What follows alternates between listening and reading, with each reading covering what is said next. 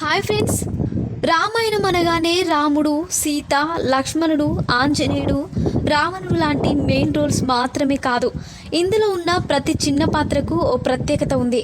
ఈ కోవకు చెందినదే త్రిజట స్టోరీ.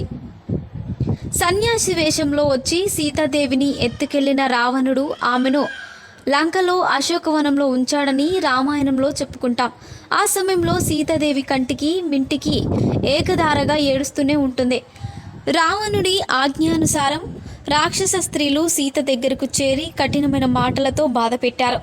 ఏకజట, హరిజట, ప్రగస, వికట, దుర్మికి, వినత, అసుర, చండోదరి, అజాముఖి, శూర్పణఖ అనే రాక్షస స్త్రీలు రావణుడి బల పరక్రమాలను పొగిడి అతడి ఇల్లాలివై సంతోషించమని, రారాజును దేవతల విరోధిని రావణుని భర్తగా చేసుకుని సుఖపడమని హితబోధ చేశారు. కఠినమైన మాటలతో తనను బాధ పెడుతున్న రాక్షస స్త్రీలకు సీతాదేవి తన మనోగతం వివరించింది. ఆ సమయంలో అక్కడికి వెళ్ళి త్రిజట రాక్షస స్త్రీలను హెచ్చరిస్తూ సీతాదేవికి ధైర్యం చెబుతూ తెల్లవారుజామున వచ్చిన కళ నిజమవుతుందని చెప్పి తనకు వచ్చిన కళ గురించి వివరించింది. శ్రీరామచంద్రుడు 4 దంతాలున్న ఏనుగుని ఎక్కి ఆకాశపు దారుల వెంట వచ్చాడు.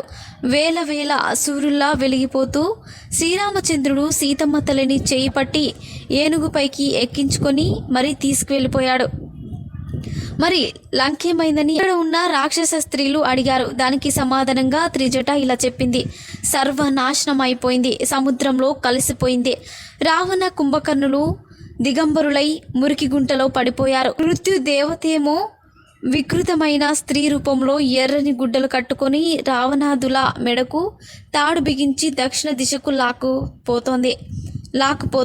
రాక్షసులంతా శవాలయ్యారు. మన జాతి మొత్తం నాశనమైందని చెప్పింది త్రిజట మాటలు వినగానే సీతాదేవికి ఎడమ కన్ను అదిరింది. వెంటనే ఎడమ భుజం, ఎడమ తొడ అదిరింది. అంటే రాముడు సమీపంలోనే ఉన్నాడని సూచిక అన్నమాట. చెట్లపై ఉన్న పక్షులు సంతోషంతో కిలకిల రావాలు చేశాయి. అంతా మంచి జరగబోతున్నట్టు వాయువు సందేశం ఇచ్చాడు. మరోవైపు త్రిజట మాటలు విని ఏం చేయాలో దిక్కుతోచక చూశారు రాక్షస స్త్రీలు. ఆ సమయంలో స్పందించిన త్రిజట సీతమ్మను వేడుకుంటే మనకు అభయమిచ్చి కాపాడుతుందని చెప్పడంతో అంతా సీతాదేవిని వేడుకుంటారు.